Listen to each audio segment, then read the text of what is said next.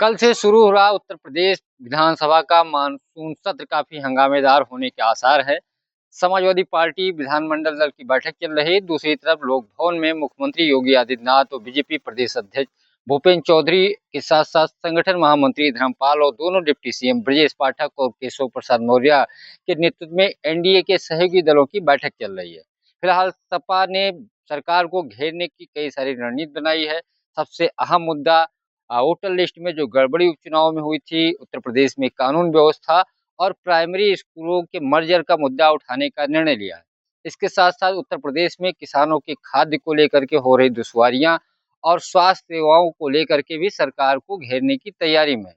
दूसरी तरफ सरकार पूरे डाटा के साथ सभी मंत्रियों को निर्देश दिए हैं कि आए और विपक्ष के सवालों का जवाब दें। उससे पहले सर्वदलीय बैठक हुई विधानसभा में, जिसमें मुख्यमंत्री योगी आदित्यनाथ, नेता विरोधी दल माता प्रसाद पांडे के साथ साथ अलग अलग दलों के नेता भी शामिल रहे। उसमें सदन समुचित रूप से चलाने की बात की गई। हालांकि समाजवादी पार्टी ने आरोप लगाया कि सदन काफी कम दिनों का है, 4 दिन ही चलेगा। अब छोलिया हो या लोबिया, सफेद चने या काले चने, सब कुछ मजेदार बने। और जो सदन 13 तारीख को 24 घंटा चलाने का निर्णय लिया गया है, वो 11-12 को भी सरकार को चलाना चाहिए। हालांकि सदन एक प्रक्रिया होती है, एक नियम होता है, कितने दिन चलाना जरूरी होता है। सरकार एक फोरम पूरा करती है और हमेशा विधानसभा अध्यक्ष के साथ साथ चूंकि नेता सदन मुख्यमंत्री हैं और उसके अलावा नेता विरोधी दल शामिल होते हैं कि सदन में क्या क्या मुद्दे होंगे, सदन कैसे चले, इन सब पे निर्णय होता है। फिलहाल सदन थोड़े दिन का है, लेकिन हंगामेदार होने के पूरे आसार हैं, क्योंकि जिस तरीके से समाजवादी पार्टी एक तरीके से लगातार वो कह रही कि जात विशेष के लोगों को टारगेट किया जा रहा है।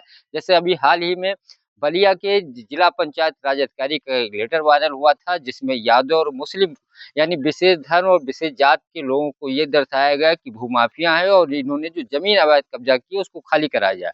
हालांकि मामला जब तूल पकड़ा तो मुख्यमंत्री ने उस डिप्टी डायरेक्टर पंचायती राज को निलंबित कर दिया, जिसने आदेश जारी किया था। तो सरकार को घेरने के लिए पूरी तैयारी के साथ विपक्ष आ रहा है। दूसरी तरफ सरकार जवाब देने के लिए बैठक कर रही है और हर मोर्चे पे सरकार विपक्ष के सवालों का जवाब देगी और सरकार की उपलब्धियों को बताएगी। उससे पहले आज एआई को लेकर के विधायकों की क्लास हुई विधानसभा में। उनको बताया गया यूपी का यह पहला विधानसभा होगा आने वाले समय में जो एआई से हाईटेक होगा।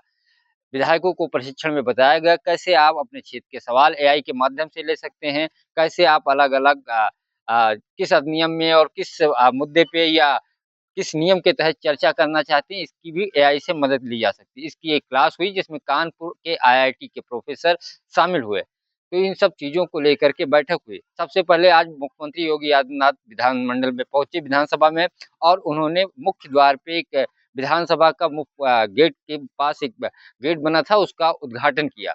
उसके बाद 3-4 कार्यक्रमों में शामिल हुए विधानसभा के। इस वक्त वो एनडीए विधायक दल की बैठक ले रहे हैं, जिसमें किस मुद्दे पे कैसे विपक्ष को काउंटर करना है, इस पे रणनीति की जा रही है। बीजेपी संगठन के भी लोग शामिल हैं और सरकार के मंत्री और सारे विधायक के साथ साथ सहयोगी दल के भी विधायक शामिल हैं। पंकज चतुर्वेदी, लखनऊ। अब आया असली स्वाद। अब आया स्वाद। जब स्वाद के पड़े हो लाले तो MDH का चंकी चाट मसाला डालें। MDH का चंकी चाट मसाला। MDH